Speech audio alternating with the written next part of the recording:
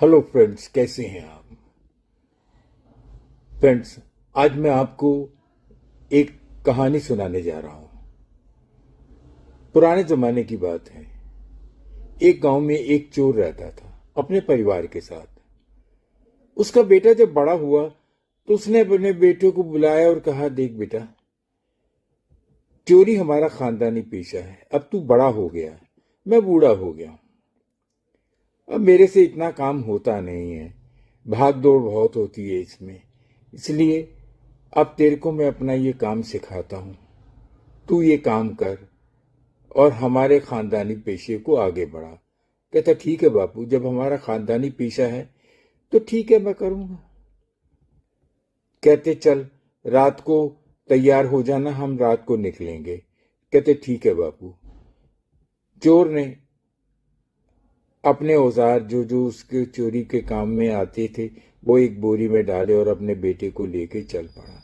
काफी दूर चलने के बाद उसने अपने लड़के को दूर एक मकान दिखाया और कहा, बेटा थोड़ा आगे आ जा। थोड़ा और आगे आए, झाड़ियों के पीछे छुप गए और उसने कहा, देख बेटा, वो जो सामने मकान देख रहा है जिसमें दीपक जल रहा है, मैंने वहां 5-6 बार चोरी की है और वहां से बहुत पैसा मिलता है। सोना मिलता है, चांदी मिलती है। मेरा 5-6 महीने का गुजारा हो जाता है। इसलिए बेटा, अब तू मेरे से वो काम सीख ले। इसलिए चल आगे बढ़। हम लोग चलते हैं और सेंध मारते हैं और अपनी काम को शुरू करते हैं। कहता, बाबू 1 मिनट रुक जा। कहता, क्या हुआ बेटा?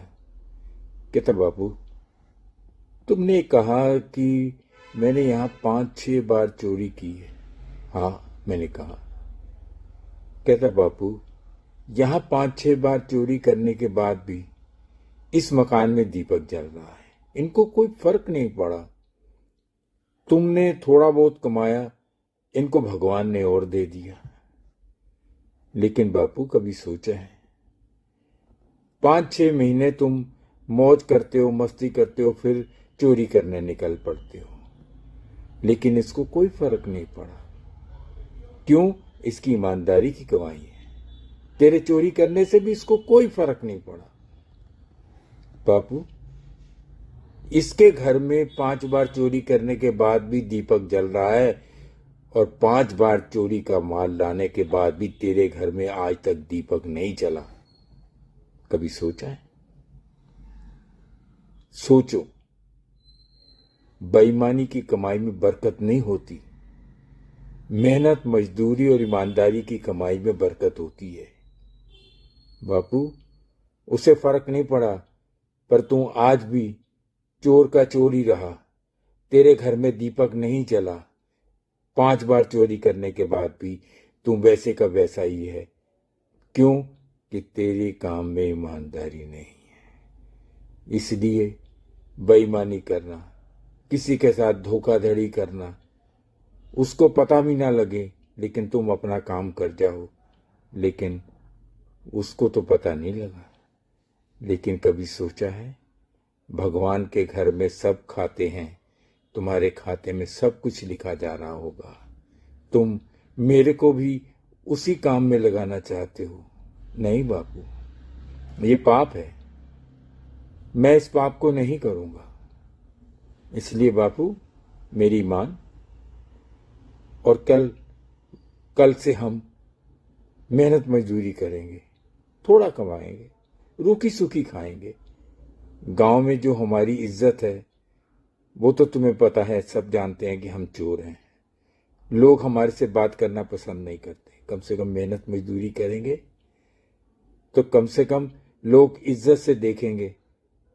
मेहनत की कमाई में बहुत बरकत है। भारत से इंडिया तक सब लोग इसे जानते हैं, लेकिन फिर भी कई लोग बेईमानी करते हैं। इसलिए बापू मेरी बात मान और चल, वापस चलते हैं। कहते हैं, कभी बड़े समझाते हैं, बच्चे मानते हैं। कभी बच्चे समझाते हैं, बड़ों को मानना चाहिए। इसलिए